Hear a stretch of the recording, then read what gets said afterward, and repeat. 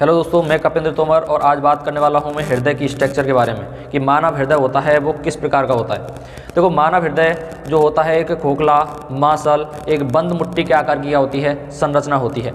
इसमें क्या होता है, हृदय होता है मानव हृदय वो 4 कोष्ठीय होता है। इसमें 2 आलिंद और 2 निलय होते हैं। हृदय होता है उसके ऊपर दोहरी झिल्ली का क्या पाया जाता है, आवरण पाया जाता है। उस दोहरी झिल्ली को बोला जाता है हृदय आवरण। इस हृदय आवरण में एक हृदय द्रव्य भरा होता है। इस हृदय द्रव्य का काम क्या होता है, बाहरी आघातों से रक्षा करना, यानी चोट वगैरह लगती है तो उस वक्त हृदय क्या करता है, बाहरी आघातों से हमारी क्या करता है, वो हृदय आवरणीय द्रव्य होता है वो बाहरी आघातों से हमारी रक्षा करता है। क्लियर है। हृदय 4 कोष्ठीय होता है। इसमें क्या होता है, 2 आलिंद और 2 निलय होते हैं। अब मैं 2 आलिंद और 2 निलय यहाँ पे होते हैं, ऊपर वाले होते हैं 2 आलिंद और नीचे वाले होते हैं आपके निलय। याद कैसे रखना है, ऊपर वाले आलिंद और नीचे वाले क्या है, निलय। याद रखना है, निलय से याद रखोगे यानी नी से नीचे, और आ से याद रखोगे अल्फाबेट में कहाँ आता है, पहले आता है आ, तो ऊपर।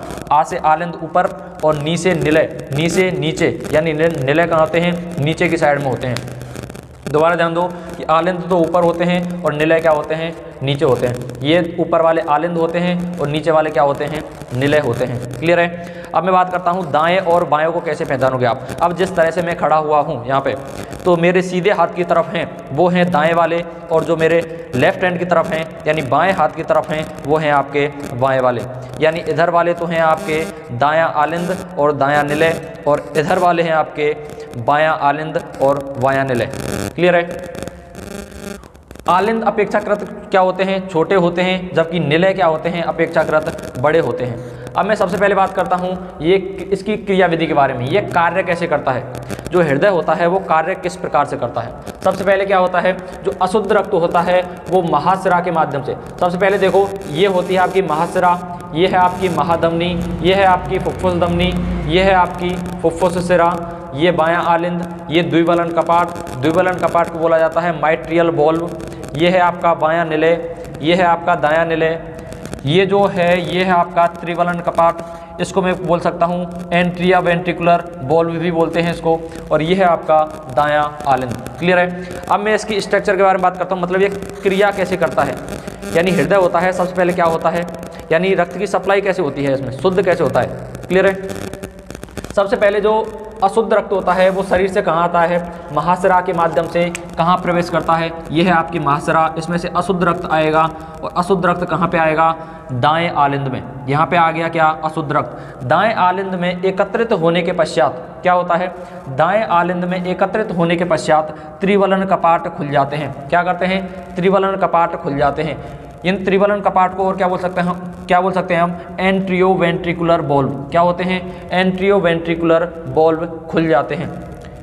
इन एंट्रियो वेंट्रिकुलर वॉल्व से जो रक्त होता है, अशुद्ध रक्त होता है, वो कहाँ प्रवेश करेगा, दाएं निलय में प्रवेश करता है। कहाँ पे प्रवेश करता है, दाएं निलय में प्रवेश करता है।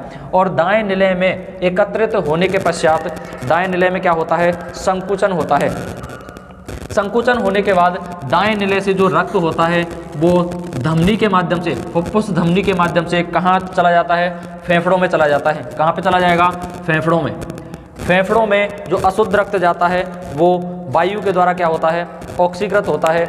वायु के द्वारा जब ऑक्सीकृत होता है फेफड़ों में, तो वो अशुद्ध रक्त शुद्ध रक्त में क्या हो जाता है, चेंज हो जाता है। यानी जो अशुद्ध रक्त है फुफ्फुस धमनी के माध्यम से कहाँ जाएगा, फेफड़ों में जाएगा।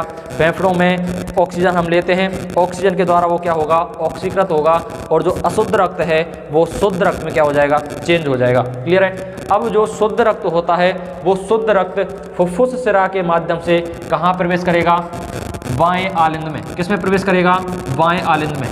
कौन सा रक्त, शुद्ध रक्त फेफड़ों से फुफ्फुस शिरा के माध्यम से कहाँ प्रवेश कर रहा है, बाएं आलिंद में। बाएं आलिंद में एकत्रित होने के पश्चात द्विबलन कपाट खुल जाते हैं, और द्विबलन कपाट से जो शुद्ध रक्त होता है वो कहाँ प्रवेश कर जाता है, अंदर की तरफ प्रवेश कर जाता है, बाएं निलय में। कहाँ प्रवेश कर जाएगा, बाएं निलय में। अब बाएं निलय में रहने के पश्चात इस बाएं निलय में क्या होगा, संकुचन होगा। संकुचन होने के बाद यहाँ से जो रक्त होता है, शुद्ध रक्त, वो महाधमनी के माध्यम से, ये है आपकी महाधमनी, ठीक है, ये है आपकी महाधमनी। यहाँ से जो रक्त होता है पूरी बॉडी को क्या कर दिया जाता है, सप्लाई कर दिया जाता है। ठीक है, क्या कर दिया जाता है, सप्लाई कर दिया जाता है। दोबारा देखो, अशुद्ध रक्त होता है वो शरीर से कहाँ प्रवेश करता है, महाशिरा से होते हुए दाएं आलिंद में प्रवेश करता है।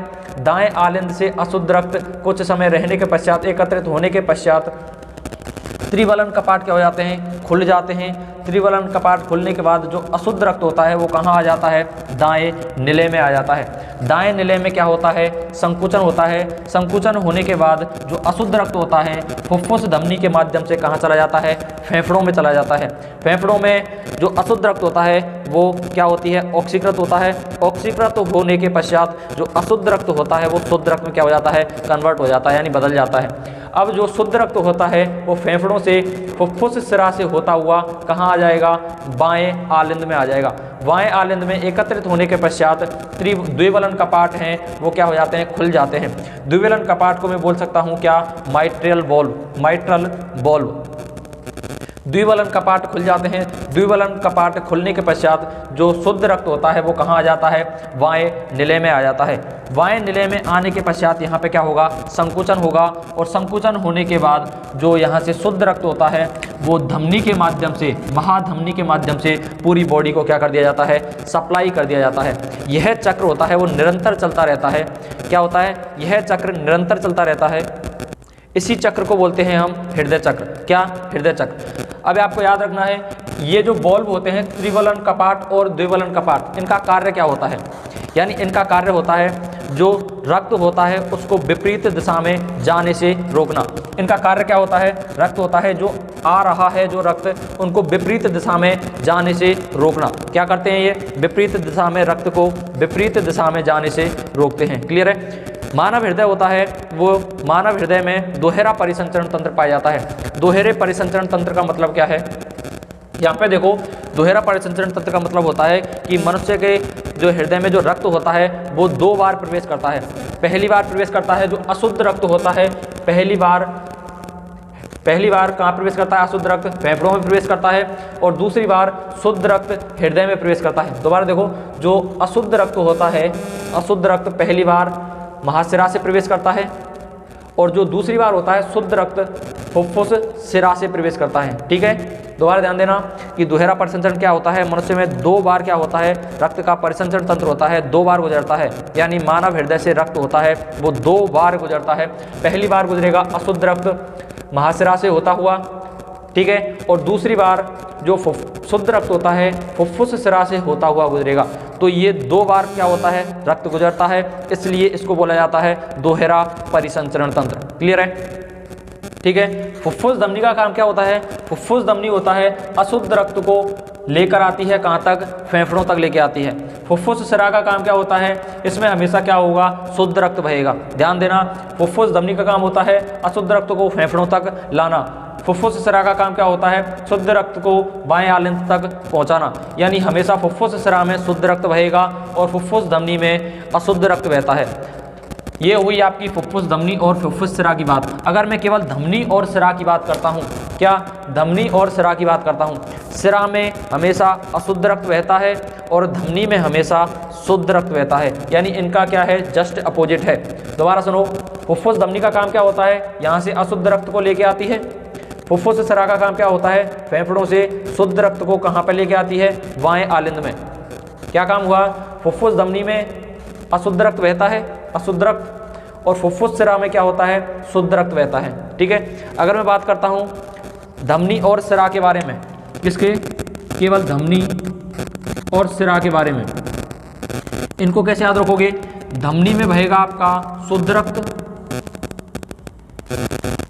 और इसमें बहेगा आपका अशुद्ध रक्त।